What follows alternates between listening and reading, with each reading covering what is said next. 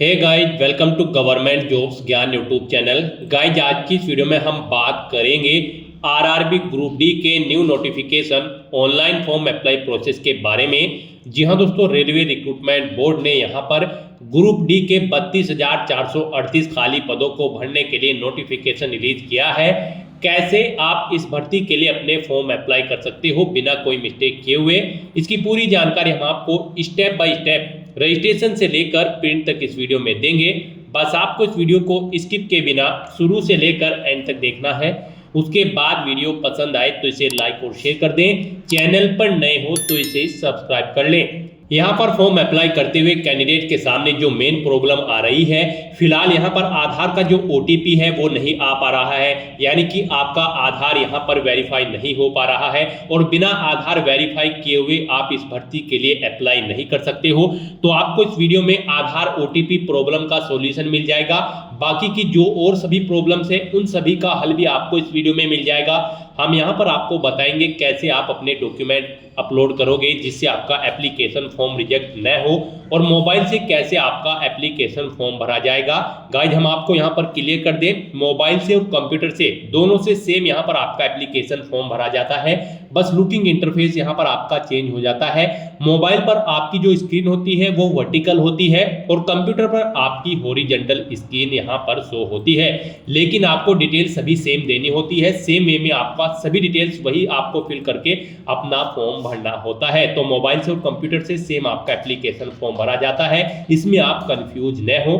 साथ ही साथ हम यहाँ पर आपको बताएंगे कि कैसे आप अपनी पोस्ट प्रेफरेंस यहाँ पर दें जिससे आपके सिलेक्शन में आसानी हो, और कौन सी पोस्ट आपके लिए बेस्ट है जिस पर आप यहाँ पर सिलेक्ट हो सकते हैं। तो इन सब चीजों की पूरी जानकारी के लिए बने रहिए इस वीडियो में एंड तक हमारे साथ। तो बिना कोई वक्त गंवाए चलिए शुरू करते हैं। आपको इस वीडियो के डिस्क्रिप्शन बॉक्स में हमारी वेबसाइट IND-sarkari-naukri.in के इस पेज का लिंक मिल जाएगा। यहाँ पर आपको इस भर्ती के रिगार्डिंग सभी डिटेल्स प्रोवाइड करा दी गई है। रेलवे रिक्रूटमेंट बोर्ड भारतीय रेलवे ने ग्रुप डी के 32,438 खाली पदों को भरने के लिए नोटिफिकेशन रिलीज कर दिया है। यहाँ पर पोस्ट के नाम है pointsman B, assistant rank maintainer, assistant loco shed. यहाँ से आप पोस्ट के नाम और वैकेंसी चेकआउट कर सकते हो। आप सभी 22 फरवरी 2025 तक अपना फॉर्म अप्लाई कर सकते हो। 10वीं पास, ITI पास या फिर यहाँ पर national apprenticeship certificate holder candidate इस भर्ती में पार्टिसिपेट करने के लिए एलिजिबल है। आपको इस पेज को नीचे स्क्रॉल डाउन करना है, इंपोर्टेंट लिंक सेक्शन में आकर ऑफिशियल नोटिफिकेशन PDF लिंक पर क्लिक करके इस भर्ती के नोटिफिकेशन को ओपन कर लेना है और इसमें से आपको पूरी डिटेल रीड कर लेनी है। यहाँ पर आपको इस भर्ती के रिगार्डिंग सभी डिटेल्स प्रोवाइड कर दी गई है, जैसे कि क्या डेट्स हैं जिससे जिस तक आप अप्लाई कर सकते हो, क्या आपका एलिजिबिलिटी क्राइटेरिया होना चाहिए, कितनी नंबर ऑफ वैकेंसीज है, क्या आपकी आयु सीमा रखी गई है। सभी जानकारी आपको इस भर्ती के रिगार्डिंग इस नोटिस में प्रोवाइड कर दी गई है। इसे आप केयरफुली रीड करें, उसके बाद आप अपना फॉर्म अप्लाई करें। फॉर्म अप्लाई करने के लिए आपको हमारी वेबसाइट के इसी पेज पर ही अप्लाई ऑनलाइन का ये लिंक दिया गया है। जैसे ही आप इस लिंक पर क्लिक करेंगे तो आपके सामने यहाँ पर RRB का ये ऑफिशियल पोर्टल ओपन होगा। गाइज, यहाँ पर आपको अप्लाई के स्टेप पर अपना कर्सर लाना है। आपने पहले से अगर अकाउंट क्रिएट कर रखा है या फिर आपने RRB की किसी भर्ती के लिए पहले भी अप्लाई कर रखा है तो आपको ऑलरेडी हैव एन अकाउंट इस ऑप्शन पर क्लिक करना है। उसके बाद आपके सामने इस तरह से इंटरफेस ओपन होगा। यहाँ पर आपको अपना मोबाइल नंबर या ईमेल एड्रेस एंटर करनी है, अपना पासवर्ड आपको एंटर करना है, ये I am not a robot इस चेकबॉक्स को ओके करना है और फिर आपको लॉगिन की टैब पर क्लिक करके अपने डैशबोर्ड में लॉगिन कर लेना है और फिर वहां से आपको अपना फॉर्म अप्लाई करना है। और अगर आप इस भर्ती के लिए फर्स्ट टाइम अप्लाई करने जा रहे हो या फिर RRB की किसी भी भर्ती के लिए फर्स्ट टाइम अप्लाई करने जा रहे हो तो आपको अप्लाई की स्टेप पर अपना कर्सर लाने के बाद क्रिएट एन अकाउंट इस ऑप्शन पर क्लिक करना है। उसके बाद आपके सामने यहाँ पर आपका रजिस्ट्रेशन का फॉर्म ओपन हो जाएगा। अब यहाँ पर आपको अपनी बेसिक डिटेल्स प्रोवाइड कराते हुए अपना रजिस्ट्रेशन कंप्लीट कर लेना है। सबसे पहले आपको अपनी नेशनलिटी सिलेक्ट कर लेनी है। उसके बाद यहाँ पर आपको अपना फुल नेम एंटर करना है अपनी 10वीं की मार्कशीट के अकॉर्डिंग। उसके बाद उसे आपको रिटाइप कर देना है। जो नाम आपने पहले एंटर किया है उसे ही यहाँ पर सेम रिटाइप कर देना है। फिर आपसे पूछा गया है कि क्या आपने कभी अपना नाम चेंज किया है। अगर किया है तो आप यस ऑप्शन सेलेक्ट करें और फिर I understand and I agree इस ऑप्शन पर क्लिक करें। फिर आप अपना चेंज नेम दें, उसे रिटाइप करें। और अगर आपने कभी अपना नाम चेंज नहीं किया है तो यहाँ पर आप नो ऑप्शन सेलेक्ट कर लें। फिर यहाँ पर आपको अपनी डेट ऑफ बर्थ इस कैलेंडर में से सिलेक्ट करनी है, उसे एक बार फिर से यहाँ पर आपको टाइप कर देना है, पहले DD फिर MMYY फॉर्मेट में, यानी कि पहले डे फिर मंथ और फिर ईयर। उसके बाद यहाँ पर आपको अपना जेंडर सेलेक्ट करना है, जेंडर को आपको रीसेलेक्ट करना है।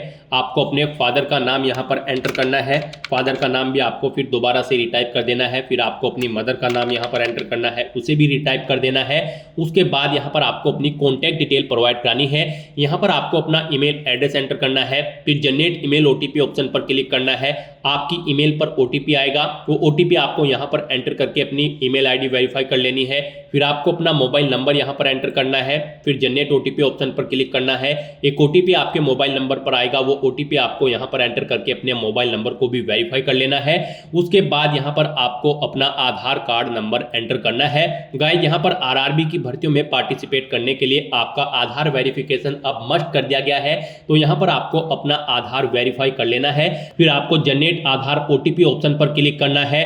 उसके बाद यहाँ पर आपके रजिस्टर्ड मोबाइल नंबर पर जिससे आपका आधार कार्ड अटैच है, उस पर एक OTP आएगा, वो OTP यहाँ पर आपको एंटर करना है और वेरीफाई बटन पर क्लिक करके अपना आधार वेरीफाई कर लेना है। गाइस, यहाँ पर आधार वेरिफिकेशन करते हुए कैंडिडेट के सामने प्रॉब्लम फेस हो रही है। यहाँ पर आपको ज्यादा हड़बड़ाहट करने की जरूरत नहीं है, ये प्रॉब्लम आपकी तरफ से नहीं है, RRB की ऑफिशियल वेबसाइट की तरफ से यहाँ पर ये प्रॉब्लम आ रही है कुछ टेक्निकल इश्यूज की वजह से। जी हाँ दोस्तों, RRB की वेबसाइट में कुछ टेक्निकल इश्यूज है जिसकी वजह से यहाँ पर अभी आधार वेरिफिकेशन में प्रॉब्लम आ रही है। यहाँ पर आपको कुछ नया नहीं करना है, बस आपको अपना आधार कार्ड नंबर देना है और जनरेट आधार OTP ऑप्शन पर क्लिक करके आपके मोबाइल नंबर पर एक OTP आएगा, उस मोबाइल नंबर पर जो आपके आधार से अटैच है वो OTP आपको यहाँ पर एंटर करना है और वेरीफाई की स्टेप पर क्लिक करके अपना आधार वेरीफाई कर लेना है। बस आपको यहाँ पर 2 या 3 दिन का पेशेंस रखना है और उसके बाद आपको अपना फॉर्म अप्लाई करना है। यहाँ पर सिंपली आपको अपना आधार नंबर एंटर करके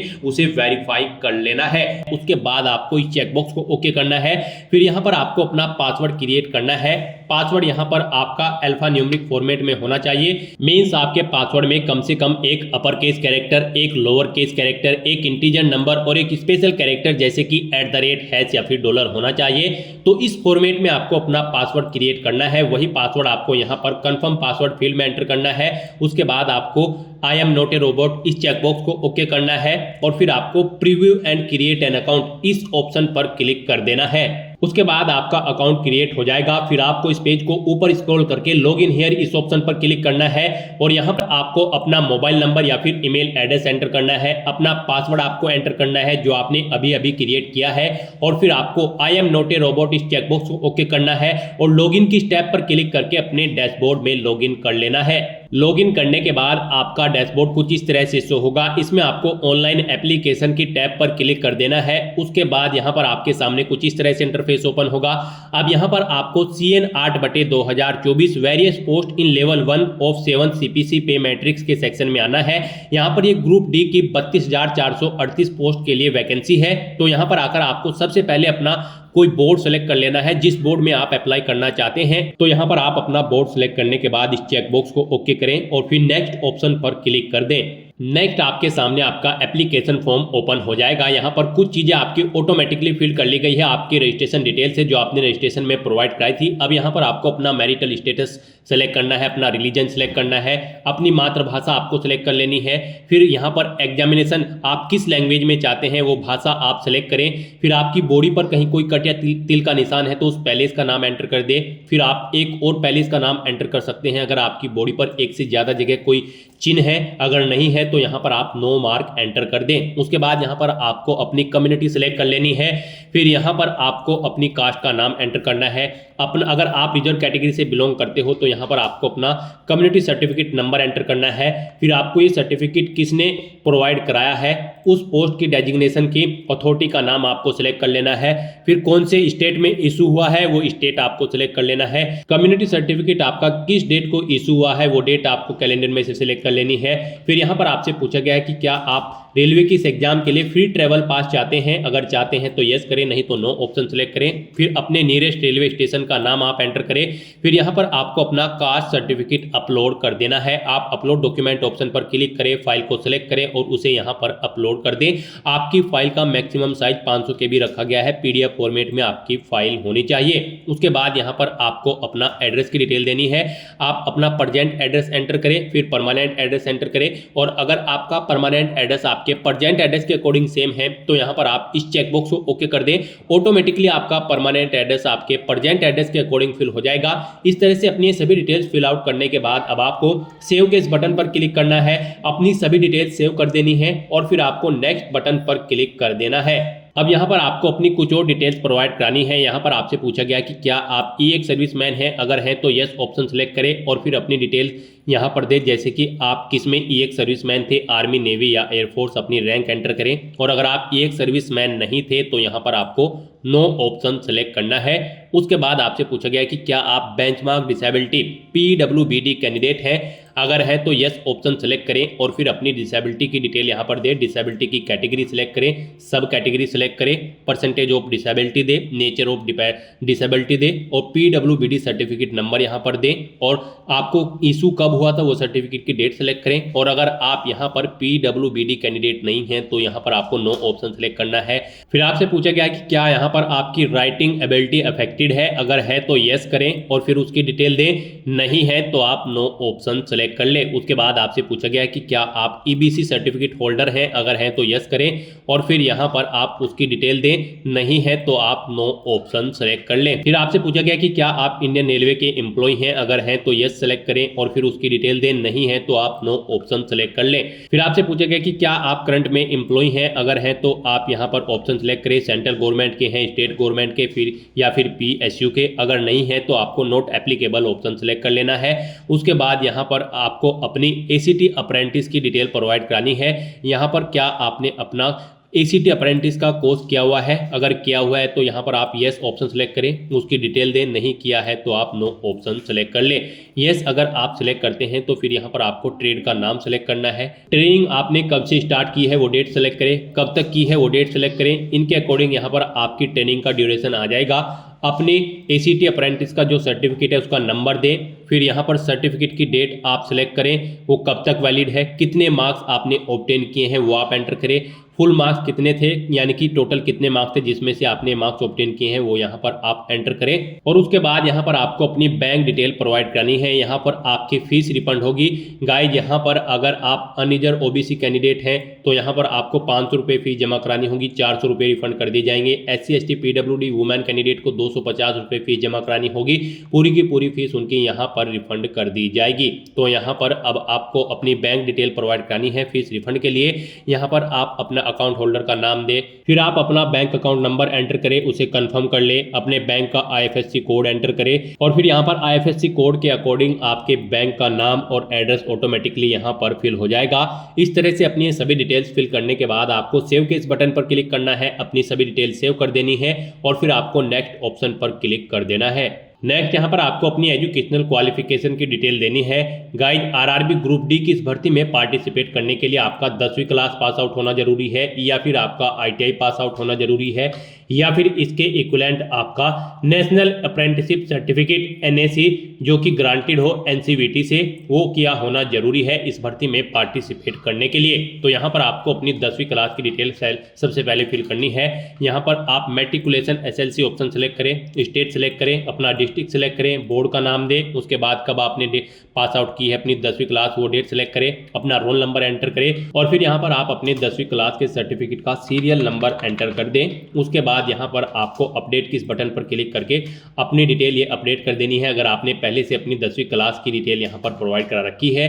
नहीं तो यहाँ पर आप क्वालिफिकेशन में सिलेक्ट करके मैट्रिकुलेशन /SSLC सेम यही डिटेल प्रोवाइड करा सकते हो। और अगर आपने ITI भी कर रखी है तो आप ITI ऑप्शन सेलेक्ट करें और फिर आप ऐसे ही यहाँ पर अपनी ITI की डिटेल प्रोवाइड करा सकते हो। सबसे पहले यहाँ पर आपको ट्रेड सेलेक्ट करनी है, स्टेट सेलेक्ट करना है अपना, उसके बाद यहाँ पर आपको अपना डिस्ट्रिक्ट सेलेक्ट करना है, फिर यहाँ पर आपको इंस्टीट्यूट का नाम देना है जिससे आपने अपनी ITI कंप्लीट की है। कब पास आउट की है वो डेट सेलेक्ट करें। सर्टिफिकेट इशू आपको एनसीवीटी से हुआ है या फिर एससीवीटी से, ऑप्शन सेलेक्ट करें। फिर आप अपने सर्टिफिकेट का टाइप सेलेक्ट करें। उसके बाद यहाँ पर ऐड के इस बटन पर क्लिक करें, अपनी आईटीआई की डिटेल्स आप ऐड कर दें। इस तरह से आपकी आईटीआई की डिटेल ऐड हो जाएगी। और अगर आपने यहाँ पर एनएससी सर्टिफिकेट, अप्रेंटिसशिप सर्टिफिकेट किया हुआ है तो यहाँ पर आप एनएससी ऑप्शन सेलेक्ट करें। फिर यहाँ पर आप अपनी ट्रेड सेलेक्ट करें, स्टेट सेलेक्ट करें, फिर आप अपना डिस्ट्रिक्ट सेलेक्ट करें। डिस्ट्रिक्ट सेलेक्ट करने के बाद यहाँ पर आप इंस्टीट्यूट का नाम दें जिससे आपने ये सर्टिफिकेट किया है, कब किया है वो डेट सेलेक्ट करें। सर्टिफिकेट इशू आपको एनसीवीटी से हुआ होगा तो ये आप ऑप्शन सेलेक्ट करें। सर्टिफिकेट का टाइप आप सेलेक्ट करें एनएसी, और फिर ऐड के इस बटन पर क्लिक करके अपने सर्टिफिकेट की डिटेल को भी आप ऐड कर दें। इस तरह से अपनी क्वालिफिकेशन की डिटेल ऐड करने के बाद अब आपको नेक्स्ट ऑप्शन पर क्लिक करना है। उसके बाद आपके सामने यहाँ पर कुछ इस तरह से इंटरफेस ओपन होगा। अब यहाँ पर आपको अपना फोटो और सिग्नेचर अपलोड करने हैं। गाइस यहाँ पर आपका फोटो 50 KB से 100 KB के बीच में होना चाहिए। यहाँ पर इसकी हाइट 320 पिक्सल और विड्थ 240 पिक्सल होनी चाहिए, और सिग्नेचर भी आपके यहाँ पर 30 KB से 50 KB के बीच में होने चाहिए। इनकी हाइट 60 पिक्सल और विड्थ 140 पिक्सल होनी चाहिए। ये डॉक्यूमेंट आपके जेपीजी या फिर जेपीईजी फॉर्मेट में होने चाहिए। यहाँ पर अगर आपका फोटो और सिग्नेचर बड़े या छोटे हैं तो आप गूगल में जाकर इमेज रिसाइजर का कोई भी वेबसाइट ओपन करके उसमें अपने डॉक्यूमेंट यहाँ पर आप ओके कर सकते हो और फिर उन्हें यहाँ पर आप अपलोड कर सकते हो। अपलोड करने के लिए आपको यहाँ पर ब्राउज के इस बटन पर क्लिक करना है और फाइल को सिलेक्ट करना है, और उसे यहाँ पर आपको 1 बाय 1 करके अपना फोटो सिग्नेचर अपलोड कर देने हैं। गाइस इस सेक्शन में आपको दी गई गाइडलाइंस के अकॉर्डिंग अपने फोटो और सिग्नेचर अपलोड करने हैं, अदरवाइज यहाँ पर आपका एप्लीकेशन फॉर्म रिजेक्ट हो सकता है। जैसा कि हमने स्टार्टिंग में ही बताया था कि कौन सी वो कॉमन मिस्टेक है जिसे करने से आपके एप्लीकेशन फॉर्म रिजेक्ट हो सकते हैं, तो इसी सेक्शन की वो मिस्टेक है। इस सेक्शन में अगर आप मिस्टेक करोगे, दी गई गाइडलाइन के अकॉर्डिंग अगर आप अपने डॉक्यूमेंट अपलोड नहीं करोगे फोटो और सिग्नेचर, तो आपका एप्लीकेशन फॉर्म यहाँ पर रिजेक्ट हो सकता है। तो इस तरह से अपना फोटो सिग्नेचर यहाँ पर अपलोड करने के बाद आपको सेव के इस बटन पर क्लिक करना है, इन्हें सेव कर देना है और फिर आपको नेक्स्ट ऑप्शन पर क्लिक कर देना है। नेक्स्ट आपके सामने कुछ इस तरह से इंटरफेस ओपन होगा। यहाँ पर आप जिस पोस्ट के लिए एलिजिबल हैं आपको यहाँ पर वो शो कर दी गई है।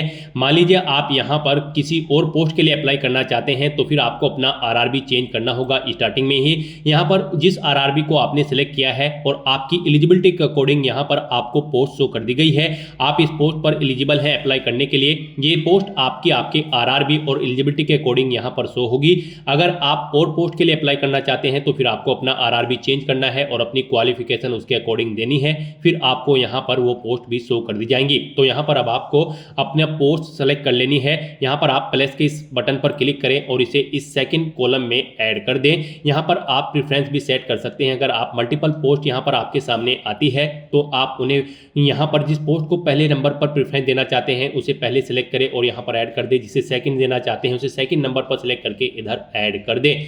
तो इस तरह से आप यहाँ पर आप अपनी पोस्ट प्रेफरेंस दे सकते हैं। फिर आपको इस पेज को नीचे स्क्रॉल करना है, इस चेकबॉक्स को ओके करना है। फिर यहाँ पर आपको इस चेकबॉक्स को ओके करना है, अपना पैलेस यहाँ पर एंटर करना है और फिर आपको सेव के इस बटन पर क्लिक करके अपनी सभी डिटेल सेव कर देनी है और फिर आपको प्रीव्यू एप्लीकेशन इस ऑप्शन पर क्लिक कर देना है। नेक्स्ट आपको आपके एप्लीकेशन फॉर्म का पूरा प्रीव्यू शो कर दिया जाएगा। आपको सभी डिटेल्स केयरफुली चेकआउट करनी है, पेज को नीचे स्क्रॉल करना है। यहाँ पर आप अगर कोई मिस्टेक पाते हो तो आप एडिट बटन पर क्लिक करके अपने फॉर्म को एडिट कर ले, नहीं तो आपको चेकबॉक्स को ओके करना है और सबमिट बटन पर क्लिक कर देना है। फिर आपके सामने पॉपअप आएगा। यहाँ पर अगर आप अब एक बार फिर से सबमिट कर देंगे तो फिर आप यहाँ पर एडिट नहीं कर पाओगे अपने एप्लीकेशन फॉर्म में। इसका नोटिस आपको दे दिया गया है। यहाँ पर सभी चीजें ओके हैं तो आपको सबमिट बटन पर दोबारा से क्लिक कर देना है। यहाँ पर आपका एप्लीकेशन फॉर्म सक्सेसफुली सबमिट हो चुका है। अब यहाँ पर आपको अपना फीस पेमेंट करना है। फॉर्म आपका फीस पेमेंट के बाद ही कंसिडर किया जाएगा। तो यहाँ पर आपको 250 रुपये फीस के रूप में जमा कराने हैं। ये फीस का अमाउंट आपकी कैटेगरी के अकॉर्डिंग शो होगा। अगर आप अनरिजर्व ओबीसी कैंडिडेट है तो 500 रुपये शो होगा। SC ST PWD women candidate हैं तो आपको 250 रुपये फीस के रूप में यहाँ पर जमा कराने होंगे। तो यहाँ पर अब आपको पे विद SBI ई पे इस ऑप्शन पर क्लिक करना है यहाँ पर इस चेकबॉक्स को ओके करना है, प्रोसीड बटन पर क्लिक कर देना है। उसके बाद आपको फीस पेमेंट के इंटरफेस पर डायरेक्ट कर दिया जाएगा। गाइस यहाँ पर आप debit card, credit card, net banking या फिर यूपीआई के थ्रू अपना फीस पेमेंट कर सकते हो। यूपीआई ऑप्शन अगर आप सेलेक्ट करते हो तो फिर यहाँ पर आपके पास अगर अपनी यूपीआई आईडी है तो आप एंटर करके अपना फीस पेमेंट कर दे, अगर नहीं है तो फिर आप यूपीआई क्यूआर ऑप्शन पर क्लिक करें। यहाँ पर आपको आपका एक क्यूआर कोड प्रोवाइड कराया जाएगा, आप उसको स्कैन करके अपना फीस पेमेंट कर सकते हैं। फीस पेमेंट करने के बाद आपका फॉर्म कंसीडर हो जाएगा। उसके बाद आप अपने डैशबोर्ड में जाकर अपने फॉर्म का स्टेटस चेकआउट कर सकते हो और उसका एक हार्ड कॉपी प्रिंट आउट ले लें फ्यूचर यूज के लिए, फ्यूचर रेफरेंस के लिए। तो दोस्तों ऐसे आप आरआरबी ग्रुप डी 32,438 पोस्ट के लिए अपने फॉर्म अप्लाई कर सकते हो बिना कोई मिस्टेक किए हुए। आज की इस वीडियो में बस इतना ही। आई होप ये वीडियो आपको पसंद आई होगी। अगर पसंद आई हो तो इसे लाइक और शेयर करें, चैनल पर नए हो तो इसे सब्सक्राइब कर लें। Thanks for watching.